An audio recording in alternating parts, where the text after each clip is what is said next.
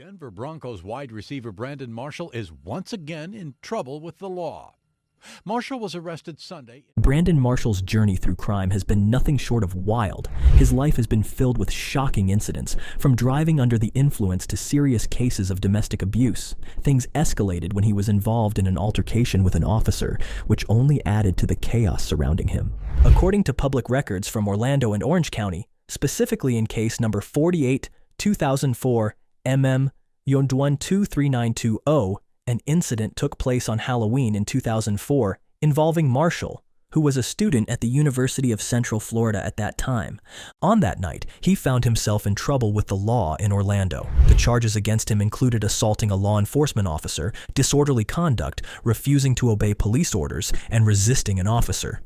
This series of events unfolded during a festive time when many people were celebrating Halloween. But for Marshall, it turned into a serious legal issue that would be recorded in the public records. Things then kept getting worse. On January 1st, 2007, Marshall found himself at The Shelter, a nightclub located in Denver, Colorado. He was there with his teammates Javon Walker and Darrent Williams to celebrate a birthday party that was being held for Denver Nuggets forward Kenyon Martin. It was supposed to be a fun night filled with celebration and camaraderie among friends. However, as the players were leaving the club in a limousine, tragedy struck. Darrent Williams was tragically shot in the neck by an unknown gunman who opened fire on the vehicle. The shocking incident escalated quickly and changed everything for everyone involved. Sadly, Williams did not survive the attack, which left a profound impact on his teammates and the entire community. Following the shooting, Willie Clark was charged with the murder of Williams. In various interviews, Walker mentioned that the shooter was probably someone who was at the nightclub that night. He suggested that the motive behind the shooting might have been retaliation linked to a confrontation that involved Marshall's cousin earlier in the evening. If these scandals weren't enough, a domestic abuse allegation came along. On March 26, 2007, Marshall was arrested in Highlands Ranch, a suburb of Denver, on suspicion of domestic violence. This situation arose after his girlfriend reported that he had stopped a taxi she was in from leaving his house following a domestic dispute between them. It was a serious moment that led to police involvement. However, things changed later on. The charges from this incident were ultimately dismissed on May 25, 2007. This happened after Marshall completed an anger management counseling program, showing that he took steps to address the situation. This outcome highlights how he worked to resolve the issues stemming from that night, allowing him to move forward. His alcoholism started causing issues for him too. In the early hours of October 22, 2007, Marshall was arrested in the Denver Aurora area at the intersection of 14th and Blake Street for driving under the influence of alcohol. He was scheduled to go to trial on September 16th. But 4 days earlier, he chose to accept a plea bargain. As a result, he pleaded guilty to a lesser charge of driving while ability impaired. His sentence included 1 year of probation and 24 hours of community service. Then, on June 12, 2008, Marshall received a ticket for making an illegal lane change and was found to be driving without a license or proof of insurance. Fortunately for him, this case was dropped as part of a plea deal related to his earlier DUI incident. Later, on September 10, 2008, the solicitor's office in Fulton County, Georgia, filed misdemeanor battery charges against Marshall for an alleged incident that took place on March 4, 2008, in Atlanta. He was booked on March 6th and released the next day after posting a $1,000 cash bond. This case was assigned to Judge John Mather in Georgia State Court, and on August 14, 2009, a jury found Marshall not guilty.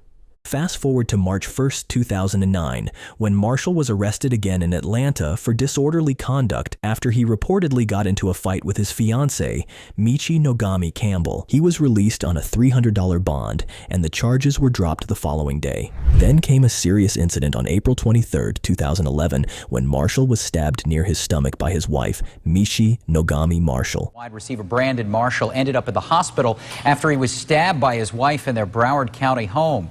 This is Michi Nogami Marshall. He was taken to the hospital and fortunately released 2 days later after making a full recovery. Police later revealed that Marshall's wife had made a brief 911 call, but it only mentioned an emergency without any specifics about the stabbing. She was charged with aggravated battery with a deadly weapon and released on $7,500 bail. Finally, Just 2 days before his trade to the Chicago Bears on March 11, 2012, Marshall faced accusations of hitting a woman in the face at a New York club during a fight. According to the New York Post, he was at Marquee with his wife and some friends when a brawl broke out. Marshall allegedly punched the woman below her left eye, although it seemed he might have been trying to hit her friends instead. In the end, the investigation was closed due to a lack of evidence regarding his involvement in the incident. His borderline personality disorder, too, made his name reach the headlines. On July 31, 2011, Marshall held a press conference where he shared some personal news. He had been diagnosed with borderline personality disorder. He expressed his desire to raise awareness and understanding about this mental health condition.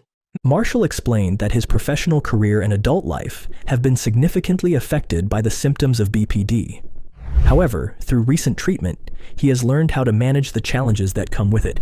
He mentioned a study indicating that around 35% of male prison inmates and 25% of female inmates in the U.S. have been diagnosed with BPD. With this in mind, he hopes to help reduce the stigma surrounding the disorder and inspire others who have BPD to seek the care they need. To show his support for mental health awareness, on October 10, 2013, which was Mental Illness Awareness Week, Marshall wore bright green Nike cleats. He even pledged to donate any fine he might receive from the NFL, estimated at $550, to charity. In March 2018, Marshall took another step to promote mental health awareness by partnering with the University of Michigan, rapper Logic, actress Glenn Close, his wife Mishi, and the Steven Schwartzberg Foundation. Together, they launched a campaign called Who Can Relate, aimed at raising national awareness about mental health issues. Additionally, Marshall founded Project 375, an organization dedicated to ending the stigma and stereotypes associated with mental illness. Project 375 provides training for communities across the country to help people recognize the signs of mental illness and promote understanding. Perhaps everyone does have a good side too. His career too, despite his crimes, was an exemplary one. The Denver Broncos picked Marshall as the 119th overall selection in the 4th round of the 2006 NFL Draft. However, before the regular season kicked off, he faced a setback. During a preseason game against the Detroit Lions, Marshall suffered a slight tear in his posterior cruciate ligament. While this injury kept him off the field for a couple of weeks, he managed to bounce back and play in 15 games during the regular season, starting one of them. In his rookie year, Marshall recorded a total of 20 catches, 309 receiving yards, and 2 touchdowns. One of his standout moments came on October 22nd when he scored his first professional touchdown against the Cleveland Browns. As the season progressed, he became a more reliable target, catching a pass in each of the Broncos' last 7 games. During that stretch, he totaled 18 receptions and 287 receiving yards, along with 1 touchdown. It happened during a Sunday Night Football matchup against the Seattle Seahawks on December 3, 2006. In that game, Broncos quarterback Jay Cutler, who was also a rookie making his NFL regular season debut, threw a pass to Marshall on the right side of the field. Marshall then broke free, spinning away from 3 tackles and raced for a career-long 71-yard touchdown. This impressive play turned out to be the second longest rookie-to-rookie pass play in Broncos history. Before the 2007 season got underway, Marshall faced several injuries. He started off with a groin strain that sidelined him from Broncos quarterback camp and team camp during May and June. Throughout the 2007 season, Marshall set both team and career highs, finishing with 102 receptions, 1,225 receiving yards, and 7 receiving touchdowns. He hit the impressive 1,000-yard mark in the 13th game of the season during a 41-7 victory over the Kansas City Chiefs, where he had 10 catches for 115 yards and 2 touchdowns. Among all NFL wide receivers that season, he ranked 5th in receptions, 6th in receiving yards, 2nd in yards after the catch, 1st in yards after first contact, 1st in targets, and tied for 4th in catches that resulted in first downs. After the 2007 season, Marshall, along with quarterback Jay Cutler and tight end Tony Scheffler, traveled to Atlanta, Georgia to train and work on their timing in preparation for the 2008 season. On March 22, 2008, Marshall had a pretty unusual accident at home in Florida. While he was wrestling with family members, he slipped on an empty McDonald's bag and ended up falling through a television set. This unfortunate tumble cut his right forearm pretty badly. According to the Broncos' head athletic trainer, Steve Antonopoulos, Marshall suffered serious injuries, including lacerations to an artery, a vein, a nerve, 2 tendons, and 3 muscles in his forearm. After the incident, he was treated at a local hospital where doctors put him in a cast and stitched him up before releasing him. In early April, he had the cast removed from his surgically repaired arm, but still had to wear a sling until May. By late June, he was finally cleared to practice with the Broncos again. However, he later mentioned that his right hand felt numb throughout the entire 2008 season. Things took a turn on August 5, 2008, when Marshall received a 3-game suspension from the NFL due to some off-the-field issues, including a drunk driving charge and a domestic violence arrest. He decided to appeal the suspension and was successful, which reduced his punishment to just 1 game, along with a fine that amounted to 2 game checks, totaling $52,350. In Marshall's first game back from suspension, he had an incredible performance, catching 18 passes for 166 yards and a touchdown in a thrilling 39-38 win over the San Diego Chargers. His 18 receptions set a Broncos single-game record and tied for the second most in NFL history, behind Terrell Owens' 20 catches in 2000. This game brought Marshall's total to 55 catches over 5 games, which is an NFL record, making him the first receiver to have at least 10 receptions in 4 out of 5 games.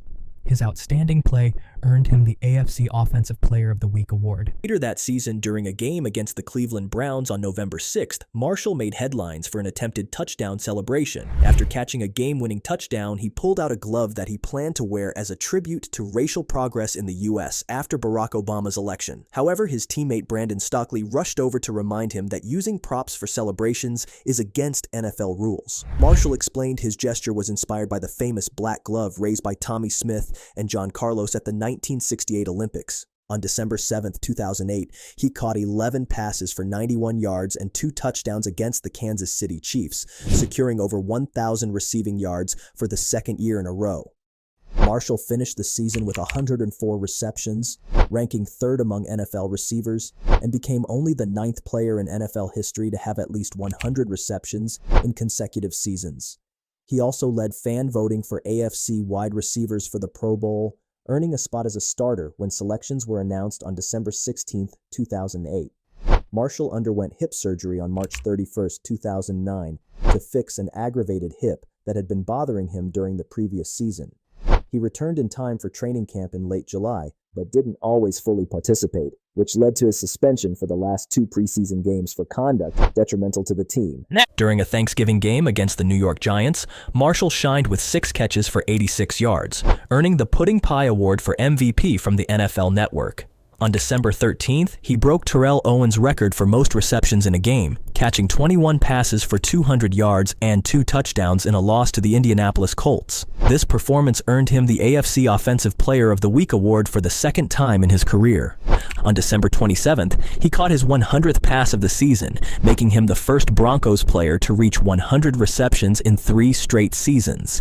He was selected for his second consecutive Pro Bowl on December 29th.